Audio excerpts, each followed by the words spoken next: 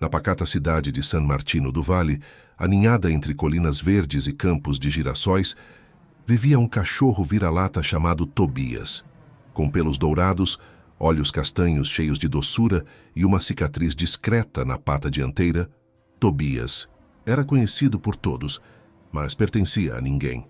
Ele foi abandonado ainda filhote, encontrado certa vez chorando perto do coreto da praça, e desde então perambulava entre as ruas, sendo alimentado por alguns comerciantes e moradores. Apesar das adversidades, Tobias parecia sempre manter a esperança no olhar, como se esperasse todos os dias por algo ou alguém. Na manhã de um domingo gelado de outono, enquanto a neblina cobria as ruas de San Martino como um véu silencioso, Tobias seguia seu trajeto habitual. Mas algo estava diferente. Um som suave o atraiu. Era como uma melodia distante, quase como um chamado. Seus passos o levaram até a porta entreaberta da antiga igreja de Santa Clara, uma construção do século XVIII, esquecida por muitos, frequentada por poucos. Tobias nunca havia entrado em uma igreja. Hesitou na porta, farejou o ar frio e úmido e entrou. O interior era silencioso. A luz matinal atravessava os vitrais coloridos, projetando formas divinas pelo chão de pedra. Lá dentro, uma senhora de cabelos brancos, ajoelhada, sussurrava orações. Seu nome era Dona Carmen, a única que ainda cuidava do templo com carinho, acendendo velas e limpando os bancos envelhecidos pela fé e pelo tempo. Ao ver o cachorro entrar, Dona Carmen sorriu com ternura. Tobias caminhou até o altar e, de forma quase simbólica, deitou-se bem diante da imagem de Santa Clara, como se encontrasse ali uma paz que jamais conhecera. Nos dias que se seguiram, Tobias retornava à igreja, sempre no mesmo horário, sempre se deitando no mesmo lugar. Começou a ser notado. As senhoras do terço passaram a chamá-lo de o guardião da fé.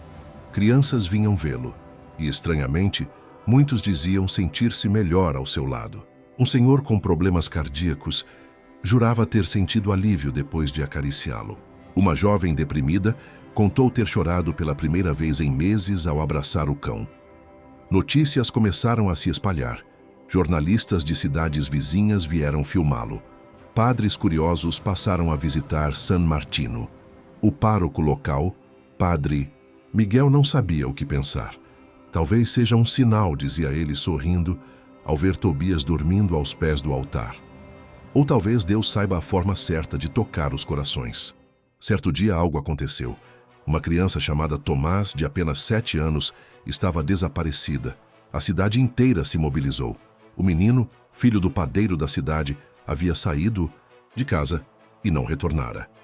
Foi a maior comoção da história recente de San Martino. Ao amanhecer do segundo dia de buscas, Tobias estava inquieto. Rosnava para a porta da igreja, andava em círculos e chorava baixo. Quando alguém abriu a porta, ele disparou pelas ruas, seguindo veloz rumo ao bosque ao norte da cidade. Dona Carmen, Padre Miguel e outros moradores o seguiram. Durante mais de 1 hora, Tobias guiou todos por entre trilhas estreitas até parar diante de uma gruta coberta por eras. Lá dentro, encolhido e tremendo, estava Tomás, com fome, frio e muito medo, mas vivo. Foi Tobias quem o encontrara. A comoção foi instantânea. O menino foi salvo, e Tobias se tornou oficialmente o herói de San Martino. Uma missa foi feita em sua homenagem. Crianças queriam levá-lo para casa. Dona Carmen sugeriu que Tobias fosse adotado pela própria igreja, e todos concordaram. Mas os milagres não haviam terminado. Naquela mesma semana, um homem desconhecido apareceu na cidade. Alto, cabelos escuros, olhos tristes. Seu nome era Augusto, um ex-veterinário, marcado por perdas, que vivia em reclusão desde a morte da esposa e do filho em um acidente de carro. Vinha passando por San Martino quando ouviu falar de um cachorro capaz de curar almas. Sem saber por quê, entrou na igreja. Tobias o encarou por longos minutos, caminhou até ele e deitou-se em seus pés. Augusto caiu em prantos. Era a primeira vez que chorava desde a tragédia. Daquele dia em diante, Augusto passou a visitar a igreja diariamente. Aos poucos voltou a sorrir. Depois, Voltou a cuidar de animais. Reabriu a antiga clínica veterinária da cidade. O tempo passou. Tobias, já mais velho, passou a caminhar mais devagar. Ainda ia à igreja, mas dormia por longas horas. Em uma manhã fria de inverno, Dona Carmen o encontrou deitado no mesmo lugar, de sempre. Quieto, serene. Havia partido. A cidade chorou sua perda. Na missa em sua memória, Padre Miguel disse: "Alguns anjos não têm asas, têm patas e corações maiores que o mundo." Foi decidido que Tobias seria enterrado nos jardins da igreja. Uma estátua em sua homenagem foi erguida. Seu túmulo, adornado com flores e bilhetes de gratidão, passou a ser visitado por peregrinos de várias partes do país. Meses depois, um grupo de arqueólogos solicitou estudar a igreja por conta de inscrições antigas nos vitrais. E, para surpresa geral, encontraram uma passagem subterrânea esquecida sob o altar. Ali, escondido por séculos, estava um relicário de prata com um pergaminho sagrado. Era uma carta do século XVIII, escrita por um monge franciscano, que falava sobre um mensageiro de Deus em forma de fera gentil, que surgiria quando a fé estivesse morrendo.